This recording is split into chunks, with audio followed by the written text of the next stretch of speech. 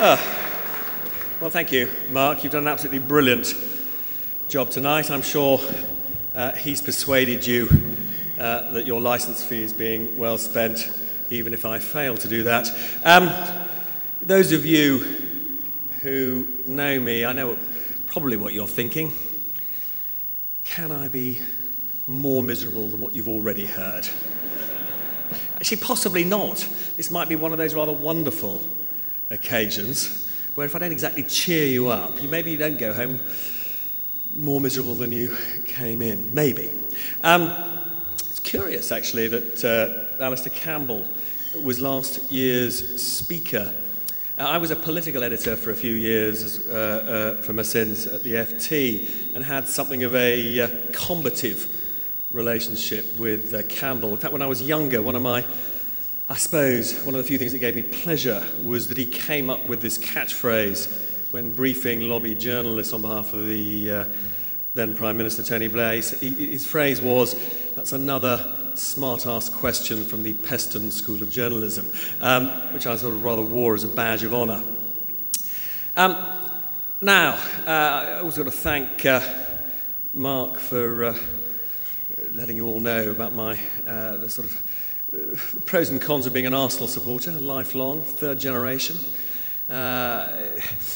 We may not win as much as Manchester United, but there is one thing that I can say about Arsenal fans, which I can't say about Man United fans, is we live closer than 50 miles to the ground.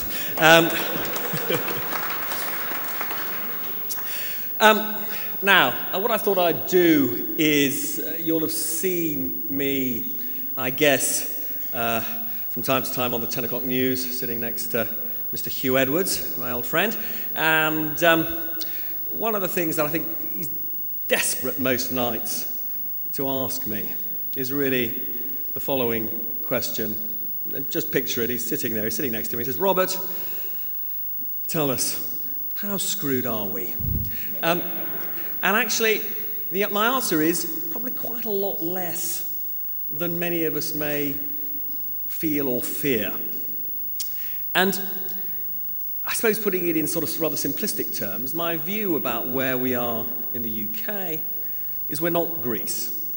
We're not insolvent. You know? We should take some comfort in that. I mean, we couldn't say that with enormous confidence a couple of years ago, but it's absolutely clear that we're not Greece. I'm also pretty clear that we're not Italy.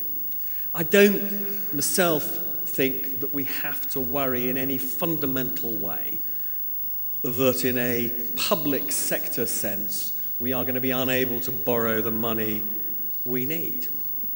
And part of the reason for that actually is one of the things that the past government succeeded in some ways doing rather brilliantly was to extol the virtues of quite a lot of things that went wrong and forget to tell us about one or two things that went right. And one of the things that went right was they handed over management of the national debt to a semi-independent agency. It's called the Debt Management Office, a very glamorous, sexy name. And they've actually done a pretty good job. And the important reason why we're not Italy is because they haven't taken the short-term approach of borrowing lots of cheap, short-term money. They've actually borrowed for the long term. So the average maturity of the British national debt is 14 years. And anybody who knows in business, it's better to have long-term, stable sources of finance than worry about what you're going to have to refinance next year. And I mean, I'll come back a bit later to what the advantage of that will be for us, because this issue of how much has to be refinanced next year goes to the heart of why 2012 will be an absolutely make or break year for the Eurozone, and I'm afraid by implication, because we are exposed to the Eurozone, for us. But the important point is that we do not face anything like the refinancing challenge of an Italy or even a France. However, as you'd expect, because it's me, that is probably the end of the good news. Actually, I'm being a bit flippant here. What I do think, however, is if we're not Greece, if we're not Italy, we might be a bit like Japan. And what do I mean by that? What I mean by that is that there are reasons to believe that the kind of extraordinary growth that we enjoyed from 92 to 2007, we're not going to see again for some considerable time. And we shouldn't kid ourselves that that was anything other than a golden age. It was a golden age. 92 to 2007, we grew as an economy 3% a year on average. There wasn't a single 3-month period when the economy contracted, let alone what economists would call a full-blown recession. In terms of recorded economic history, we had never had it so good. But the problem was, and we'll get on to this, it was an unsustainable economic model. And the manifestation of that unsustainable economic model is in what's happened to the aggregate debt of the UK. When I say the aggregate debt, I'm not particularly focused here on government debt. I'm talking about everything. I'm talking about household debt in particular, but also corporate debt, debt in the financial sector, and as I say, also government debt. If you add those components together, in 1987, which for somebody like me doesn't feel that long ago. It's the year that the Smiths disbanded, so, for a sad person like me, it's a big moment. It was also the year, actually, and this does make it feel longer ago, it was the year of Big Bang. It was the year when our big banks were allowed to buy stockbrokers and the culture of banking changed in a pretty fundamental way.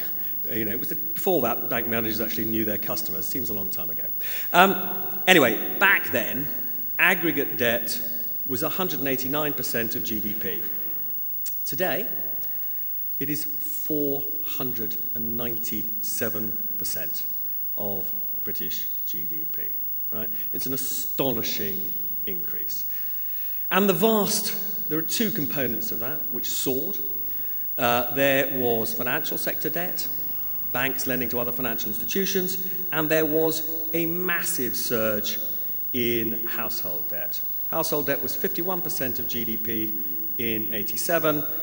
Our debt, household debt, all of us, it's now 100% of GDP. And in terms of disposable income, it is it's about 165% of disposable income, household debt at the moment. Households have never, in economic history in this country, borrowed anything like as much. And the model that drove growth over those years was essentially debt-financed consumer spending, and then given a sort of turbocharge in the 10 years before the crash by the explosive growth of financial services.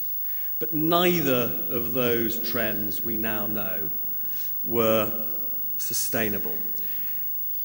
The other thing I think which we've just got to think about a bit is that in terms of what I regard as the stuff that really matters, the impact on people, actually people are only now beginning to really feel the real cost of the boom that turned into bust. Here is something which I certainly found surprising when I first discovered it. In the period of the technically, what we classify as the recession, when GDP in this country shrank 7.1%, peak to trough, worst recession we'd had since the 1930s, actually, the living standards of most people in this country rose. Obviously, it was a problem if you lost your job, but if you kept your job, actually, you were a bit better off in that period. That was partly as a result of deliberate government policy, and it was partly an accident. As you know, benefits and tax credits are determined by the previous September's RPI. As we went into this downturn, inflation was actually quite high. There were massive, very significant transfers to ordinary people through back tax credits and benefits in this period. And actually, as a result of that, people were a bit better off, despite this extraordinary contraction in the economy. That's not true now. Wages are stagnant, prices are rising, tax credits and benefits are under pressure. This is the period when the recession is really biting for most people. And I think we should remember that when we talk about the importance of recovery, because recovery really only matters if it's feeding through to the living standards of people. Now, how did this all happen? And it is important to look at what I regard as the big causes, because when you look at the big causes, you also recognize this is a global phenomenon. This isn't just a UK phenomenon. What went wrong happened on a global scale, which is one reason why actually we don't have to blame ourselves particularly over all of this, because the problem that we face is very much the problem that the rich West in general faces, with one or two exceptions. Because the economic model that we had was really, when you think about it, quite extraordinary. You had a series of producing countries. China is the one we think of most often, but also Japan and also Germany. These were countries who produced vastly more than they consumed. They accumulated massive surpluses. The rate at which they accumulated those surpluses from 1998 to the crash was at a rate of about $1 trillion every single year. Now, guess what happened to our indebtedness in the US, in the UK, Western Europe in the same period? It went up $1 trillion every single year. In effect, the producing countries were lending us the money to buy their stuff. Now, it was a wonderful system while it worked, but as you can all guess, you can't go on increasing your indebtedness to buy other people's stuff forever. And the way I see the crash of 2007, 2008, when markets froze and ultimately you had that extraordinary collapse of confidence in the banking system at the end of 2008, is as the moment when the penny dropped. That actually this was no way to run a global economy, because our debts had reached the level where we were beginning to worry whether we could ever repay them. Now, that's one of the causes. Two other causes. Money kept ludicrously cheap by central bankers, particularly the US Federal Reserve, for too long. Every time there was a little hiccup in the economy, interest rates slashed to levels which encouraged yet more lending, pumping up these asset bubbles, which we all know about, particularly looking slightly sort of in the southerly direction from here. And then finally, banking regulations, which actually encouraged mad, crazy risk-taking by our big banks. They're called the Basel rules. And I don't know how much of you have my sort of sad obsession with how banks operate, but one of the things that we all need to know is that banks have to have, in order to be safe, a level of capital which is there to absorb losses when things go wrong, so that those losses don't fall on depositors, us.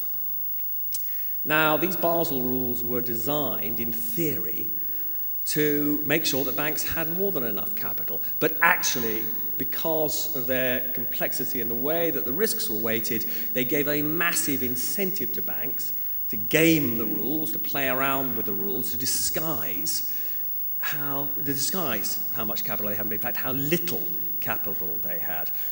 Why would they do that? The reason they would do that is because the less capital you have in the good times, the bigger the return on your equity. It makes you look like, in good times, as though you're a much more successful organization. And that's why you have an incentive to have as little capital as possible in the good years if you are a bank. And as we now know, there was a double incentive, because as it turns out, when things went wrong, the good years they got the profits and the bonuses, and the bad years it all fell back on us as taxpayers.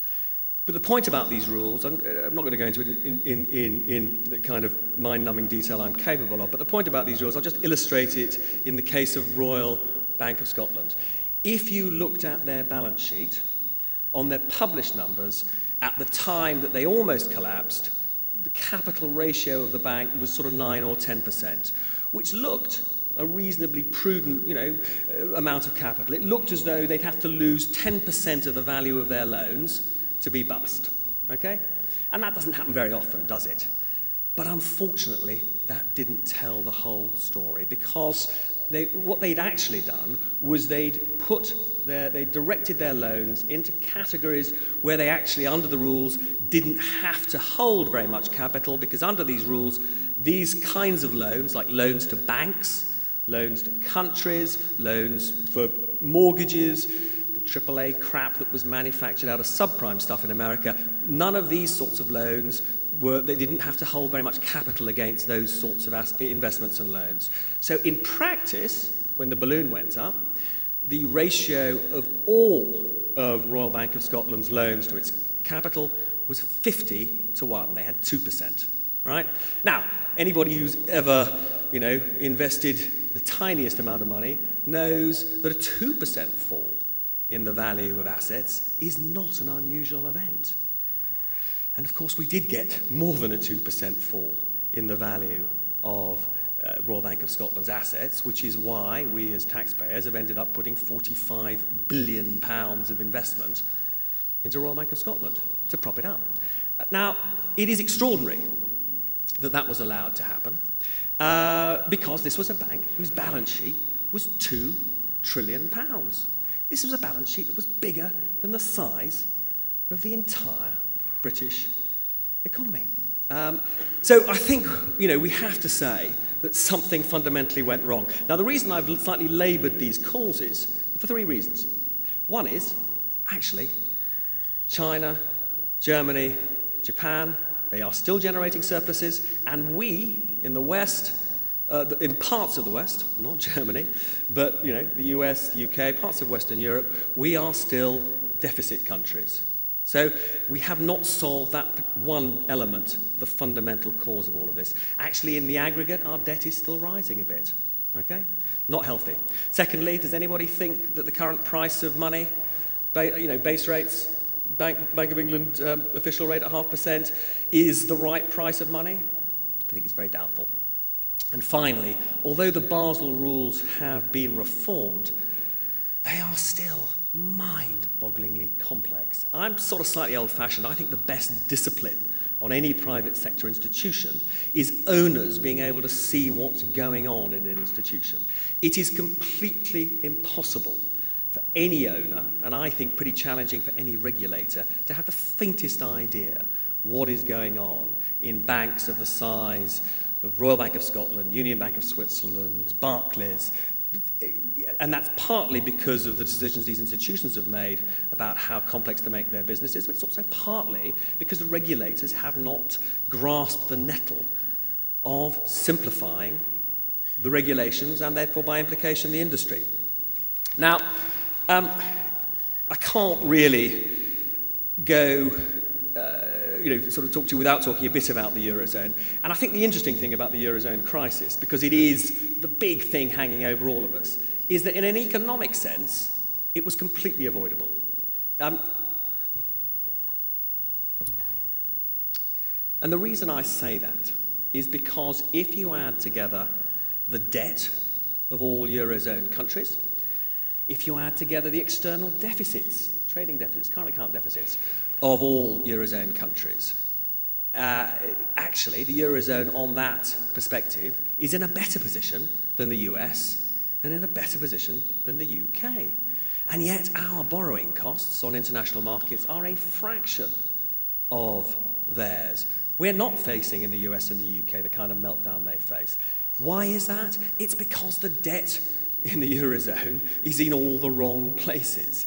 You had a situation where for years and years and years, Greece, Portugal, Spain were able to borrow at the German rate of interest without having a private sector that was remotely as strong as the German private sector. And what do when they're able to borrow cheaply? They borrow too much. It's human nature. Unfortunately, despite the fact they were able to borrow at the German rate of interest, it now turns out that the Germans don't think their debt is German debt. If the Germans were prepared to say, Italian debt, well, we'll underwrite it, this crisis would broadly be over tomorrow. For all sorts of obvious political reasons, The Germans don't want to do that.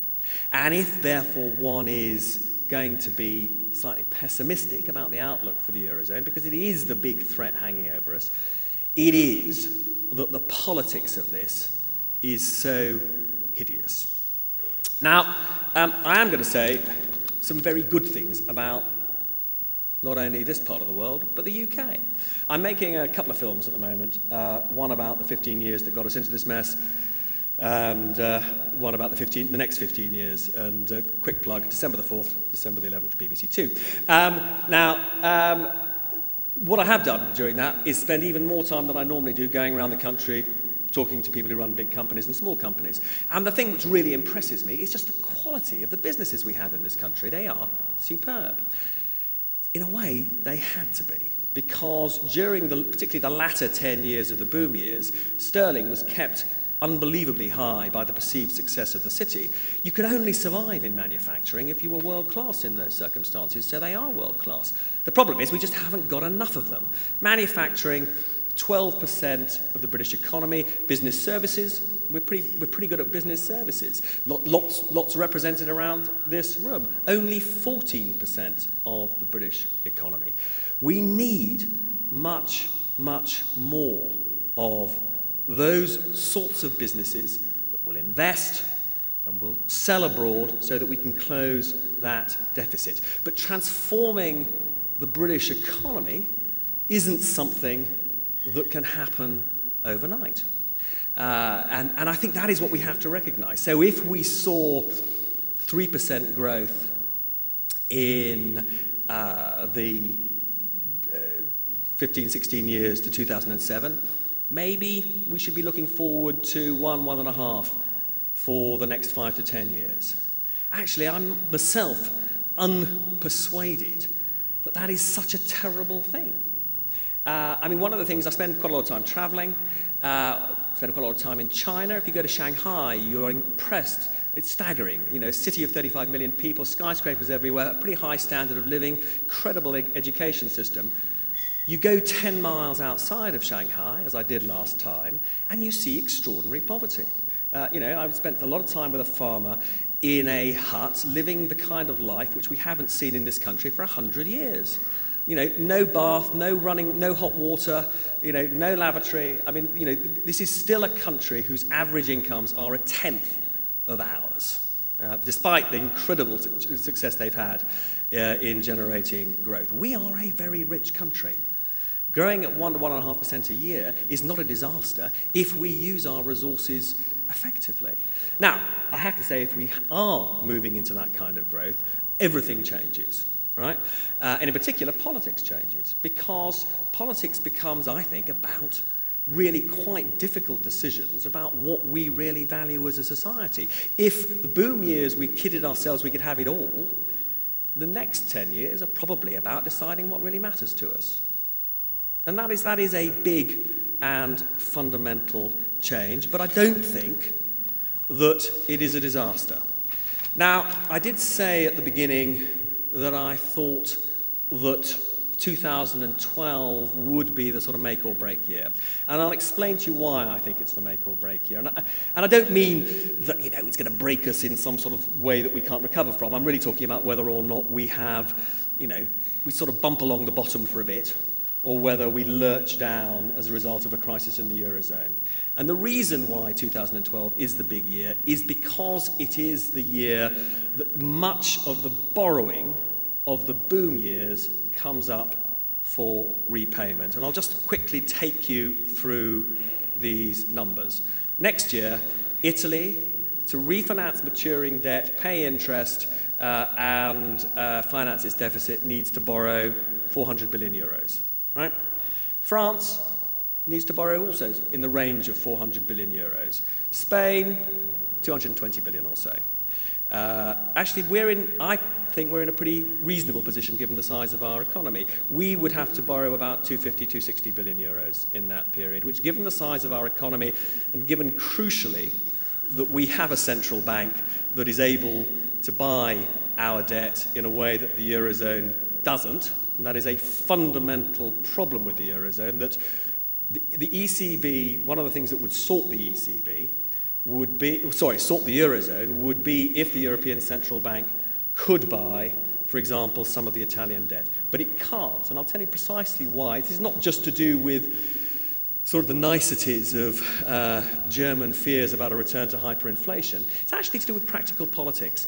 The ECB represents the collective interests of all of the Eurozone. When the ECB buys one country's debt, it represents a transfer from the rest of the Eurozone of wealth to that country. And it's a transfer that the voters of Germany have not approved. And that is something that is incredibly difficult for the German government to allow.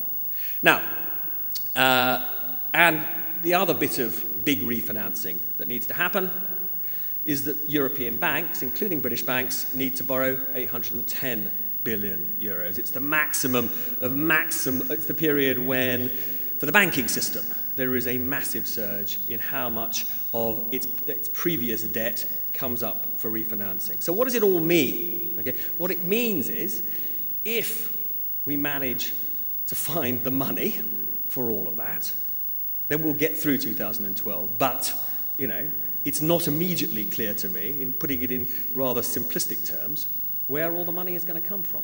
Because right now, if you're managing vast pools of money in the Middle East, or in Asia, or even in Boston in America, and you see the inability of the Eurozone leaders to grasp this problem, you worry that this is not a place where you want your money to be. So it is, one should be under no illusion about the gravity of what we face. As for the UK, I am a fantastic optimist. I have absolutely no doubt about the resilience, the imagination, the creativity of people in this country. And, we've been through much worse in our history. And I genuinely see this as sort of a challenge rather than something to get sort of depressed or fed up about. But it is a challenge. It's a very significant challenge. Years ago, I had, for many years, a girlfriend whose parents were from Belfast, and one of the things I am absolutely clear about is people in this room are probably more resilient than most when it comes to these sorts of challenges. So I am just going to leave you, having thoroughly depressed you, with what I regard as the only sensible way of viewing all of this. You can't actually deal with your challenges unless you face up to them, unless you're honest about them. And they are very, very serious at the moment. That said, I'm absolutely clear that we're going to get through this. Many thanks.